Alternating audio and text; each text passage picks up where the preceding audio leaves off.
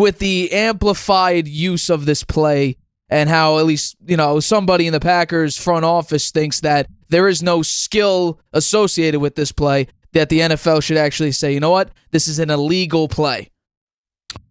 Well, a lot of teams have been using it, and I think the frequency of use has increased.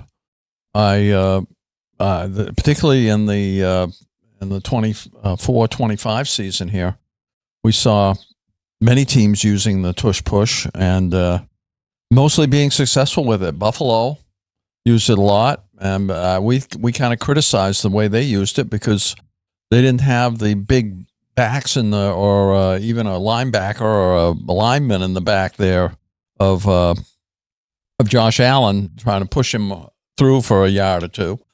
And whereas some of the other teams, you look at the Ravens, they use who's the tight end that they Mark Andrews. Mark Andrews. Yeah, they used him, and they used it sometimes when they were on their own 30-yard line, and they'd try it. And generally, the percentage there is very high. But sometimes it's telegraphed. They know it's coming, and they get stopped on fourth down. And we saw that happen to the Bills in the game against the Chiefs. And I thought they had that first down twice there. It looked like Josh Allen made it on that play, but that's the play they were using. Everybody knew what they were going to do. They knew exactly where he was going to go, and the ref said that they stopped him. So should they ban it? I don't know. It's not a very interesting play. It's not a very exciting play.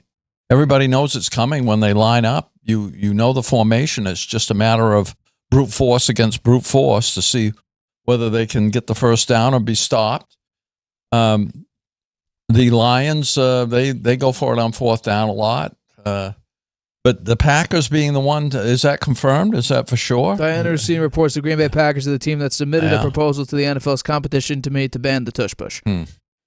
Well, I don't remember ever seeing them try it, so maybe they don't think any others should do it because they're not very good at it, I guess. Well, that's actually against the statistics. The numbers are, and this is what's funny about the situation, the Packers actually convert at a higher rate on QB sneaks and tush pushes than the Philadelphia Eagles do, and they both have higher than the NFL average of those particular plays. So that's what I find funny about this situation, that the Packers convert those types of situations of a yard or less to go, and they convert at a higher rate than even the Philadelphia Eagles at a significantly higher percentage than the NFL average. So that's what I find a little bit funny about this situation. But should the NFL ban it? Absolutely not. Because this is exactly the same thing, like, I don't know, when dunking became a thing. We saw Lou Alcindor at the time, Kareem Abdul-Jabbar. He was incredible at dunking, so much so that they banned the dunk. You couldn't dunk anymore in basketball. That's a vital play in the NBA. What would Rudy Gobert do? What would Dwight Howard do? What would Shaq do? Because he couldn't hit a jump shot for his life.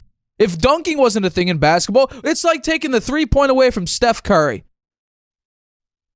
Just because he could do it significantly better than everybody else, you think you should ban it? No. Jalen Hurts could squat 600 pounds. And he has quadzilla and also a tight end pushing. Why did the Bills decide, you know what, let's go to Josh Allen to the left 7 times, and we'll have just James Cook or even Ty Johnson pushing him? A 200-pound running back. One singular player. No wonder why they went 3 of 7 on 1 yard or less in the AFC Championship game on those plays. No! Just because one team could do it better does not mean that this play should be banned. In fact, the Eagles, who really made this play known, were only the 4th best team in 2024 to do it. They were converted on 70.4% of their tush-push tries. And we saw, actually, in the AFC Championship game, like I mentioned, the Chiefs did a perfectly fine job at stopping the Buffalo Bills doing it. We've seen even teams going up against the Eagles who stop it. And then we could look at that Commanders play with Frankie Louvu diving over the line a number of times right by the goal, and then the ref coming in and saying, we're going to award the other team a score if these penalties continue. Well, guess what? I know you can't jump the play or try to, although if Troy Polamalu was out there, I think he might actually have an opportunity to be successful at that. But no, I think this is utterly stupid. For the Green Bay Packers to convert a higher rate than any other team in the NFL since 2022 on 3rd and 4th and 1s, on tush pushes or QB sneaks, I think it's utterly ridiculous because this is just a part of the game. It's like I mentioned, it's like taking the 3 away from Steph Curry. It's what the NBA did years ago by taking away the dunk. I mean, or actually, it was at college, basketball, whatever you want to say, college, the NBA. They took away the dunk because one player was so good at it. I think it's utterly ridiculous. And honestly, it's ironic that the Packers are so good at it, and yet someone in their front office saying that it takes no skill. No, it just so happens that the team that really made it a prominent play, their quarterback could just squat 600 pounds.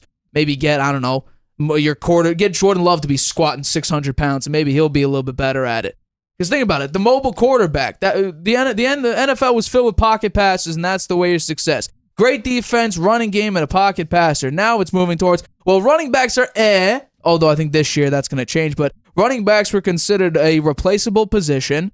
And then if you have a mobile quarterback, he could essentially be your running back.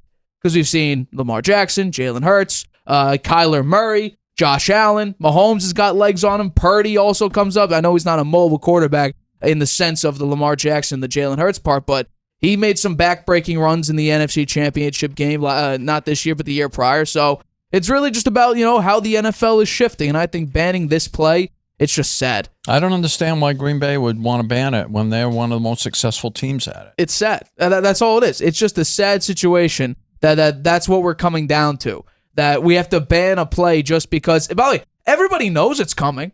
So it's not like this surprise play, like a fake punt or a fake kick or whatever the case may be. Or now even onside kicks you can't even surprise them with an onside kick. But there's no surprise factor. As soon as they line up in that formation, you know what's coming. That's why I don't understand why more teams don't, move out of that play when they line up and it looks exactly that's what they're going to do. And maybe they've done it 15, 20 times in a row out of that formation.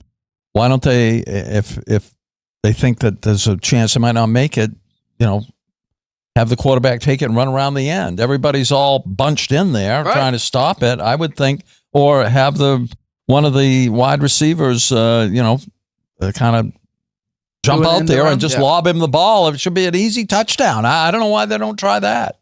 And maybe they will. I've seen a couple plays on social media of some college teams lining up in the tush push formation, and the quarterback takes the ball and just hands it behind his back to the running back, and he runs outside. That's a very probable thing that maybe teams will do. But I think it could also be, and obviously some statistics will come out about it, potential injury risk, because we have to remember, early in Mahomes' career, now he's only played, 7 or 8 years in the NFL, but early in Mahomes' career, they did a QB sneak, and Mahomes ended up getting hurt. We don't see Mahomes doing QB sneaks anymore.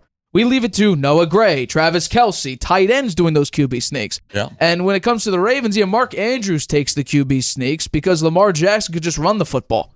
He doesn't need to line up right under center and push like a Tom Brady did. And by the way, nobody was complaining about the QB sneak when Brady was super successful doing it. I'm pretty sure he had a 90-plus success rate on his quarterback sneaks. His first ever touchdown with the Tampa Bay Buccaneers, week 1 against the Saints. His first touchdown was a quarterback sneak. So, and that was 43 years old. Nobody's complaining about the quarterback sneak because it's essentially the same thing, except the only difference is you don't have someone pick you up back and push you over the line. Well, I mean, you could if you get stopped at the line, you have your running back maybe give you an extra push. I mean, when Jalen Hurts does it, they pick him right up off the ground and push him up over the top. Yeah, it's kind of like the victory formation, except it's a legitimate pick him up and throw him. Basically. It's like a pass. It's past the body. Yeah, past the Jalen Hurts. That's what you do.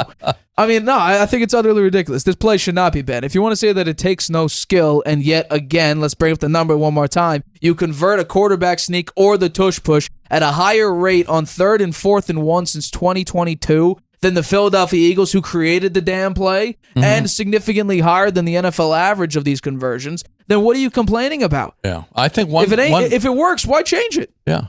And I think from an excitement factor, you see more teams going for it on 4th down when they have this formation and they have this play, and you see the success rate 84% on average. Right. So you get more teams going for it on 4th down. I like that. I mean, absolutely. I mean, it's also like a low risk thing too. Even though it should be high risk because everybody knows what's coming, the play is just very successful. It's like, hey, why ban something that anybody could do? Anybody could be successful at it. Most teams are very successful at it. And you're like, well, okay, let's get rid of it. Yeah. What are we doing here? Yeah, it could be boring. Stop it. Then you add excitement It's to not it. boring when it's on 4th down and it's late in the game and they're in their own territory. Well, when you're playing against the Eagles, you know it's coming. Like, for instance, they did. Look at their percentage, 90% success rate, so it makes sense to go for it. The analytics are going to say go for it. And by the way, in the playoff game, in the wild card win, the Packers also stopped it twice in the Week 1 game against the Philadelphia Eagles. So they've even stopped the team that notoriously uses this play, and yet they're it's odd that about they'd be the one to complain about it. And it just so happens that maybe, I don't know. I couldn't even tell you. Yeah, I mean, from a standpoint, it's very simple. And maybe to an outsider, it's like, hey, it doesn't take a lot of skill. Mm-hmm. But I could bring up the Buffalo Bills again in the AFC Championship game. They played that terribly, and it cost them. Because Josh Allen did the exact same thing 7 or 8 times. Well, that's why I say they maybe put out a 200-pound, one 200-pound running back. The Eagles have a tight end and a running back whose nickname is Quadzilla, and their quarterback can squat 600 pounds. The strategy is just stupid. Yeah. I mean, the conversion rate, I'm sure, would be much higher if the Bills played it better.